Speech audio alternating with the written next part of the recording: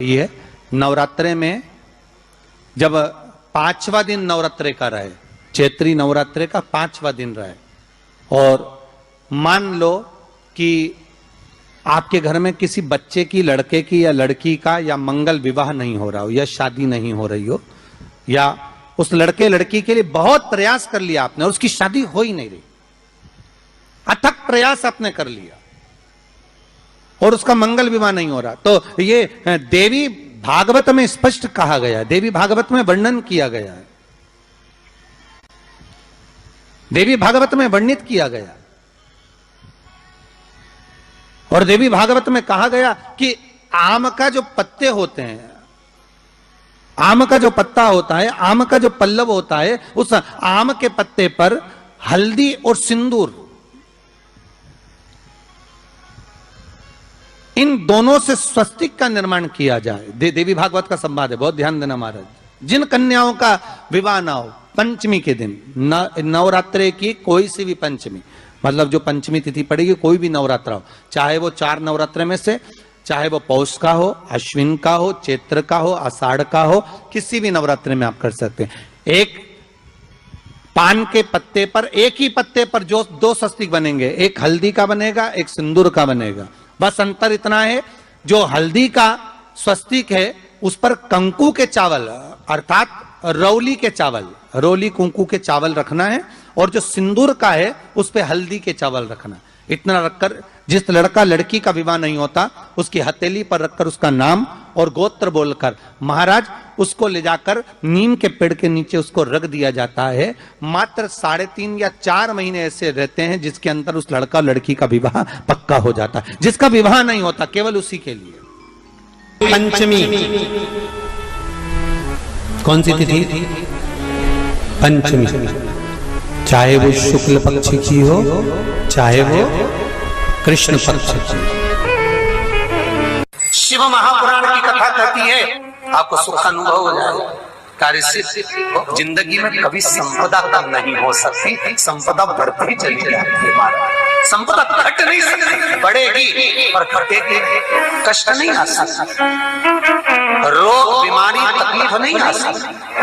आपके लिए तो लाभदायक है, समझ लो ये कथा।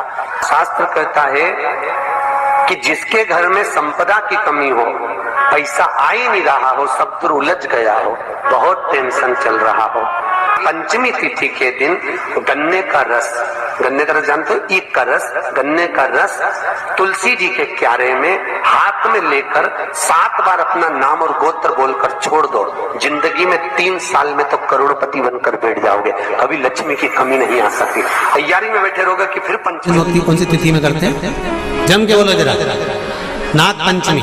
नाग पंचमी का मतलब क्या है? सांपों की पूजन करो। नाग पंचमी का मतलब होता है शंकर जी के मंदिर में जाकर 1 लोटा जल समर्पित कर दो। उसका कारण क्या है कि हमारे परिवार में, हमारे कुटुंब में, परिवार में कोई 7 पीढ़ी के अंतर्गत भी अगर कोई जीव तड़प रहा होता है, पड़ा हुआ होता है, उसकी मुक्ति नहीं होती है, तो पंचमी का चढ़ा हुआ जल उस जीव को प्राप्त हो जाता है और वो जीव तर जाता है, उसका फिर जन्म नहीं होता।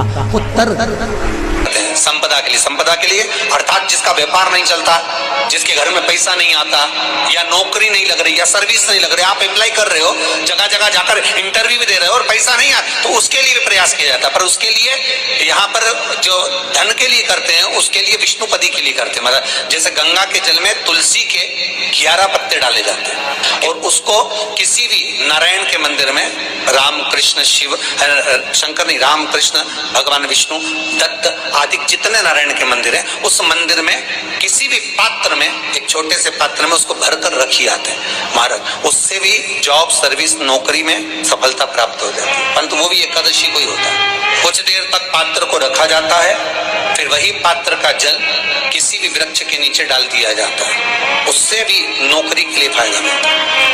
गंगा का जल को एकादशी और द्वादशी इन 3 तिथियों पर एक रोटी में थोड़ा सा मीठा रखकर सोमक पितृ का नाम लेकर यदि गाय को खिला दिया जाता है तो तो अगर कोई पूर्वज प्रेत योनि में भी पड़ा हुआ होता है, भटक रहा होता है, जिसको पिंड नहीं मिला, जो अचानक मर गया होता है, अधोगति में चले गया होता है, उस जीव की मुक्ति दशमी, एकादशी और द्वादशी, ये 3 दिन सोमक पितृ का नाम लेकर रोटी में, पूड़ी में मीठा रखकर अगर गाय को खिला दिया जाता है ये 3 दिन तक, तो वो पितृ कभी भटकते नहीं है, उनको मुक्ति प्राप्त हो जाती है, मोक्ष में। दशमी की रात्रि के 12 बजे घी का दिया हथेली में रखकर दरवाजे के बाहर, उस दिए को हथेली में रखकर चंद्र का दर्शन रात्रि के 12 बजे